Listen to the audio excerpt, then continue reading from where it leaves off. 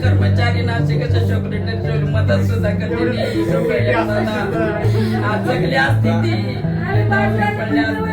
ही घटना अतिशय गंभीर आहे, दुर्दैवी आहे. पण मला याचं आश्चर्य वाटलं की भर चौकात झाल्यानंतर तिथे स्थानिक एवढे लोक हजर होते, का नाही कोणी पुढे आलं? काय पोलिसांनी काय प्रत्येक माणसाला उभं राहायची अपेक्षा आहे का?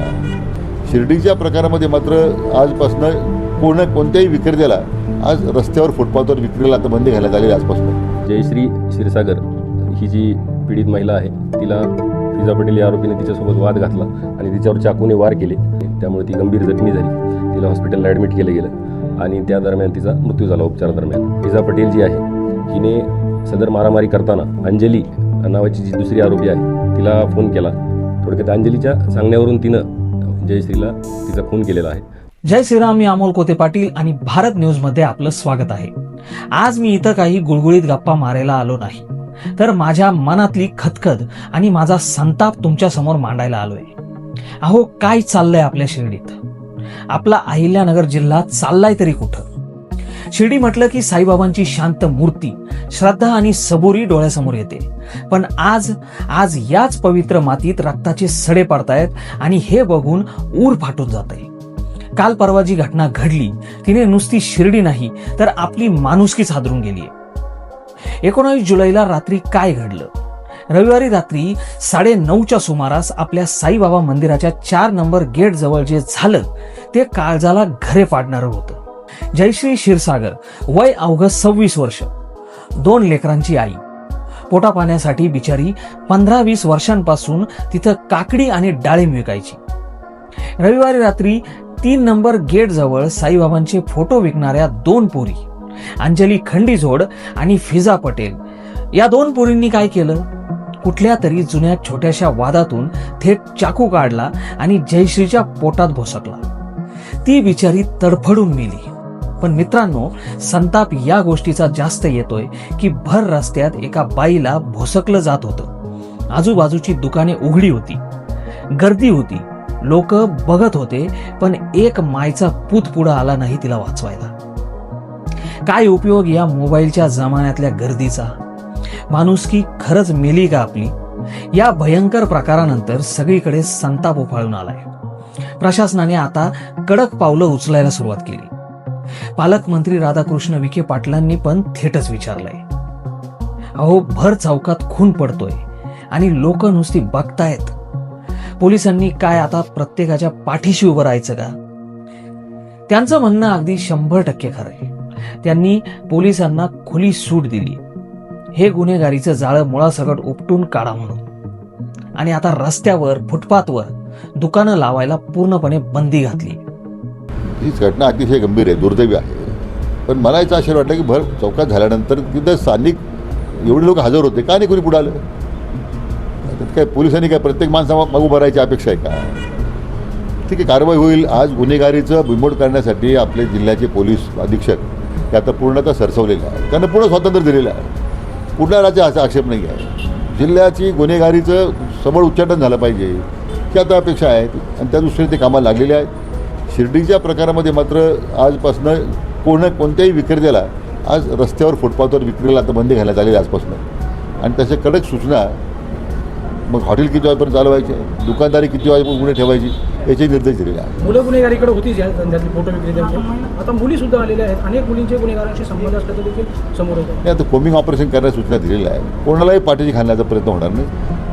जे काही विषय अंमली पदार्थाविरोधात मोहीम असेल किंवा अशा गुन्हेगारी संदर्भात संघटित गुन्हेगारीचा मुद्दा असेल, याच्यावर कडक कारवाई झाली पाहिजे, तसे निर्देश आता दिलेले आहेत.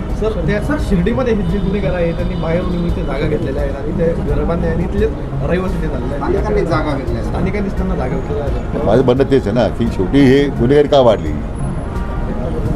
आपल्याच लोकांनी, स्थानिक लोकांनीच, त्यावेळी गुन्हेगारी म्हणून नसेल, परंतु गावा शिर्डीत लोक येतात, जागा मागतात, माणुसकीच्या दृष्टीने दिली असेल जागा, परंतु ते गुन्हेगारीकडे वळलेले आहे ते सुद्धा त्या स्थानिक लोकांना माहीतच होतं ना. मला वाटतं अजूनही माझी अपेक्षा आहे की स्थानिक लोकांनी याच्यामध्ये पुढाकार, मी अनेक वेळा म्हटलं की स्थानिक लोकांनी पुढं आलं पाहिजे. माहिती दिली पाहिजे.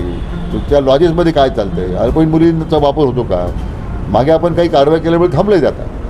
पण असं आहे की हा जनतेने सुद्धा याच्यामध्ये प्रशासनाला सहकार्य करावं अशी मला त्यांना नेहमीच मी विनंती केलेली आहे. सर, पोलीस प्रशासनासोबत तुमची बैठक झालेली आहे, काय त्यांना निर्देश दिलेले आहेत आणि काय कारवाई झाली असते? नाही, म्हणून जे काही कायदेशीर कारवाई करायची ते करतील. गुन्हेगारीचा बिमोड झाला पाहिजे, अंमली पदार्थाचं समोच्चाटन झालं पाहिजे, संघटित गुन्हेगारी जर एकत्रपणे या पद्धतीने काही, किंवा आता परवा ज्या कारवाई झाल्या अनेक ठिकाणी जवळजवळ 7-8 जिल्ह्यामध्ये काही 7-8 ठिकाणी गावठी कट्टे सापडले. आता कट्टे तर सरास या जे नेवाचं कनेक्शन होतं मागचं वाळूचं, श्रीरामपूर कनेक्शन आहे, ते आता शिर्डीपर्यंत लोन आलं आहे. तर खरं म्हणजे आता गुन्हेगारीचा पार्टनर तर गुन्हेगारीचा अड्डा होत चाललेला आहे.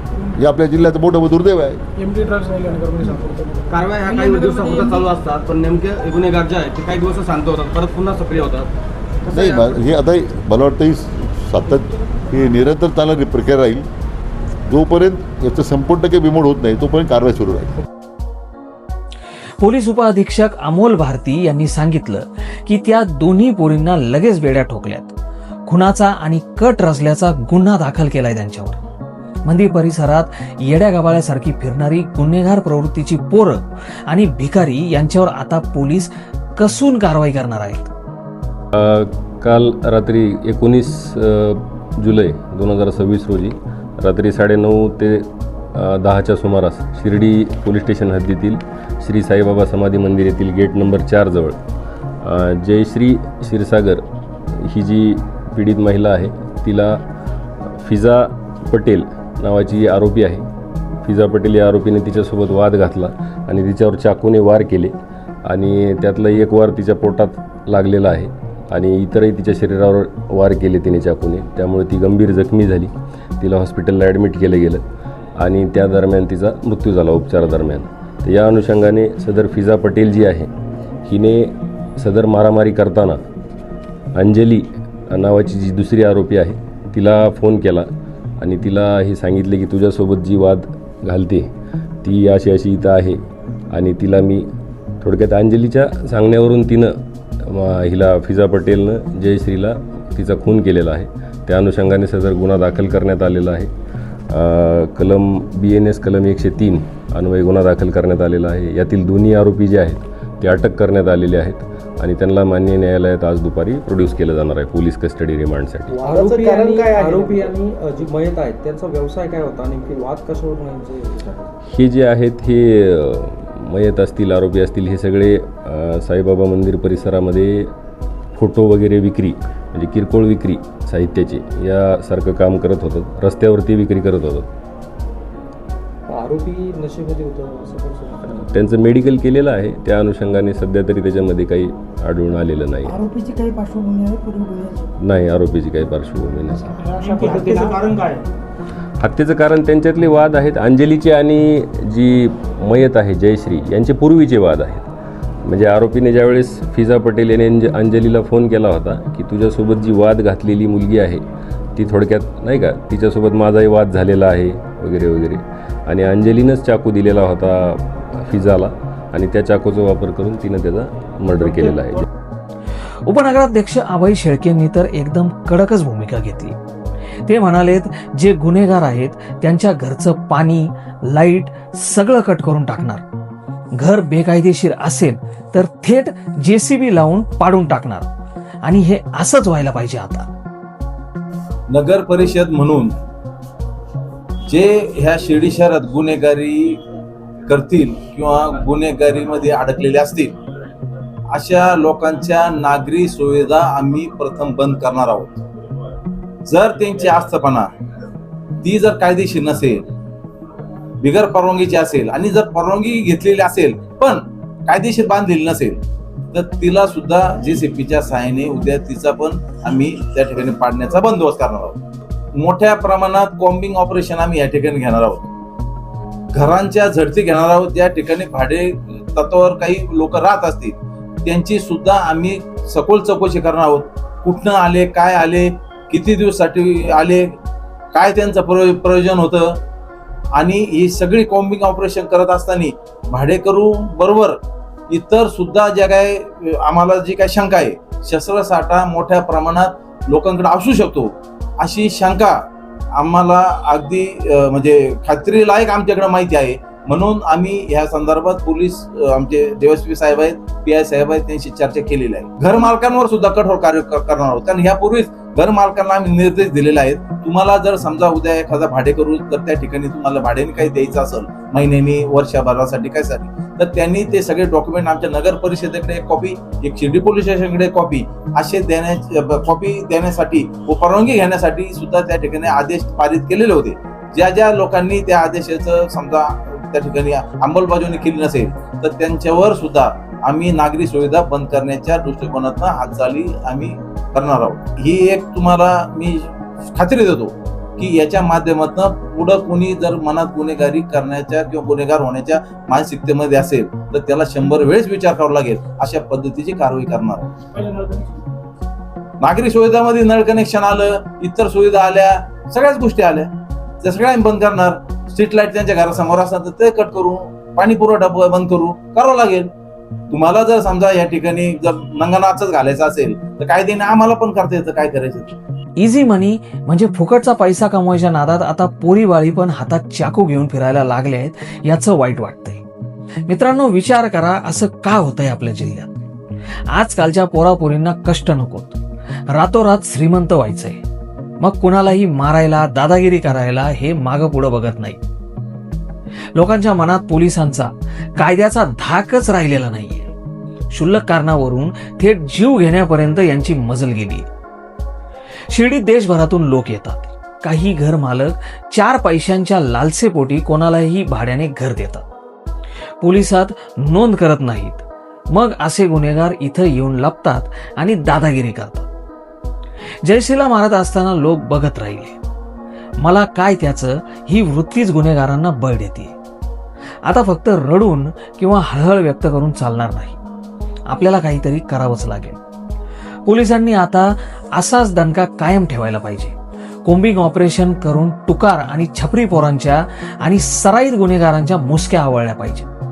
नगर परिषदेने ठरवल्याप्रमाणे जे गुन्हेगार आहेत त्यांना आणि त्यांना पाठीशी घालणाऱ्यांना कुठलीच सरकारी सुविधा मिळता कामा नये. त्यांचं पाणी, लाईट तोडलंच पाहिजे. जे घर मालक भाडेकरूची नोंद पोलिसात करणार नाहीत त्यांच्यावर पण थेट गुन्हे दाखल करा. आणि सर्वात महत्वाचं, आपण गप्प बसायचं नाही. आपल्या डोळ्यात देखत जर काही चुकीचं घडत असेल तर आपण आवाज उठवलाच पाहिजे. एकजुटीने पुढे आलं पाहिजे. शेवटी जयश्रीच्या नवऱ्याने म्हणजे साईनाथने डोळ्यात पाणी आणून जो प्रश्न विचारलाय ना, तो काळजाला वेढणार आहे. माझ्या बायकोला असं भर दिवसात चाकू मारला. माझी 2 लहान लेकरं आता कुणाकडे बघून जागणार. आणि अशा बाया जर चाकू घेऊन हिंडायला लागल्या तर आपली शिर्डी खरंच सुरक्षित राहील का? काय उत्तर देणार आपण त्या लेखनांना? मित्रांनो, हीच वेळ आहे जागे होण्याची. आपल्या शिर्डीला, आपल्या अहिल्यानगरला गुन्हेगारांचा अड्डा होऊ द्यायचा नाहीये.